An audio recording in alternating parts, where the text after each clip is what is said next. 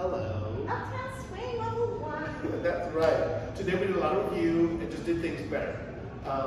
One of the things we did was talk about frame. We did a little thing, just sort of like just had everyone think of having their frame a little still and a little bit more firm so we can feel each other. And then we talked about the cuddle in that context. So instead of just doing a normal rock, sort of like rock step and then kind of hand goes up, we made it a little around, like around, and the hand goes around, and that's a little clearer.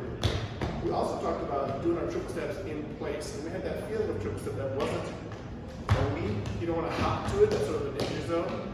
You want to have this sine wave, like zoom. And we did it moving a lot, so we got like, can we both do that? Like, you can do your own. So, rock, step, wiggle this way, that way. That was a good way to get that feeling where the triple step feels right. And then we can do it in place here and not move around a lot. If you move around a lot, particularly as a follower, you have these default places you go, and it's hard to follow something like a cuddle.